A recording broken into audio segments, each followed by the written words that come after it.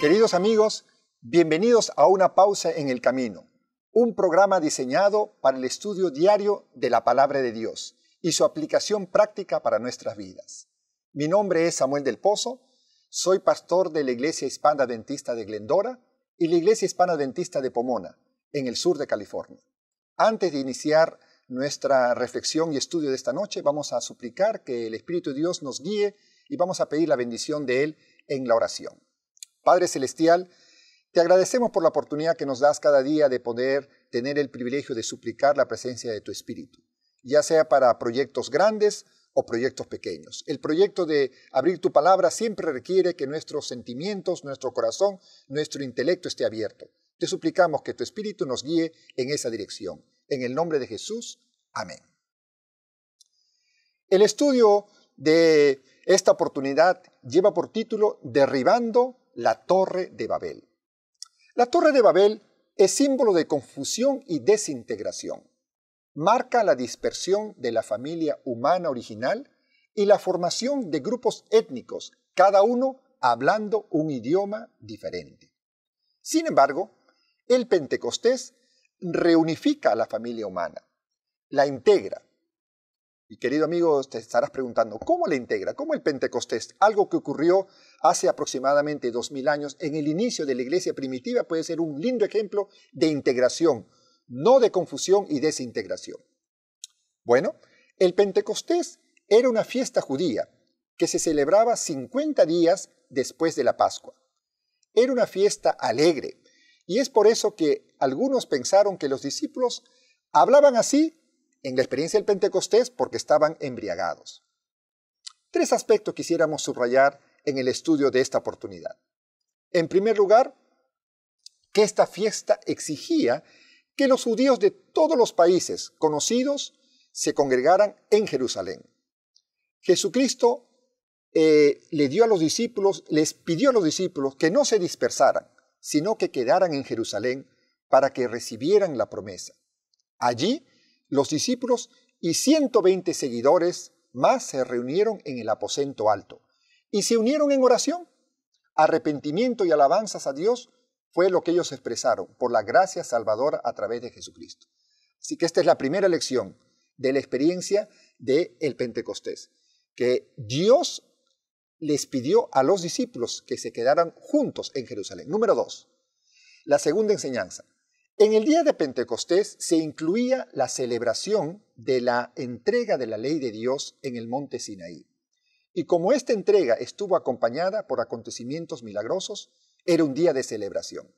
El día de Pentecostés también fue marcado por fenómenos extraordinarios, registrados en Hechos el capítulo 2, del verso 2 al 4. Y vamos a leer la palabra de Dios. Dice Hechos capítulo 2, versículo 2 al 4. De repente vino del cielo un estruendo como de un viento recio que soplaba, el cual llenó toda la casa donde estaban.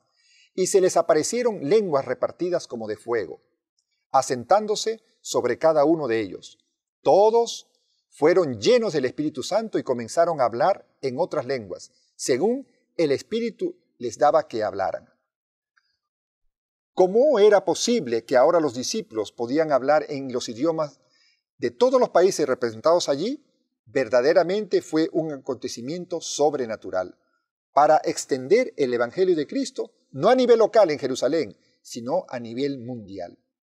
Esa es la segunda enseñanza. No solamente que fueron llamados a estar agrupados todos en Jerusalén, sino que ahora estaban ellos experimentando el milagro del don de lenguas. Y la tercera enseñanza de la experiencia del Pentecostés es que en el día del Pentecostés el pueblo de Israel presentaba ante Dios las primicias de la siega de trigo. Eso lo encontramos en Éxodo, el capítulo 34 y el verso 22. Vamos a leer este libro segundo de la Biblia, Éxodo capítulo 34 y el verso 22. La palabra de Dios dice: Éxodo 34, 22. 6 días trabajarás, pero en el séptimo descansarás. También celebrarás la fiesta de las semanas, la de la primicia de las cosechas de trigo y la fiesta de la cosecha a la salida del año. En el día del Pentecostés, también Dios obró por medio de sus discípulos, quienes llenos del Espíritu Santo proclamaron el Evangelio de Cristo a todos los judíos pertenecientes a más de 15 países del mundo del primer siglo de la era cristiana, que se congregaron en Jerusalén. Dice el texto bíblico que más de 3,000 personas se convirtieron a Cristo en aquel día, quienes llegaron a ser primicias de todos los creyentes. En los últimos años, la Iglesia Adventista a nivel mundial tal vez no ha llegado a experimentar algo tan maravilloso como 3,000 bautismos en un solo día.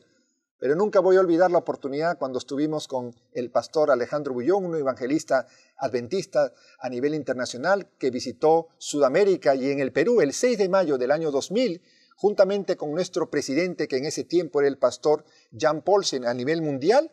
Hubo en todo el Perú una semana de evangelismo donde se concluyó con un bautismo de 27,900 personas en una sola noche al concluir esa semana. En los últimos 3 años, tanto en la zona sur de África, en Zimbabue, y en las Filipinas, y en Rumania, en Europa, hemos tenido bautismos entre 30,000 a 100,000 personas después de un esfuerzo evangelístico.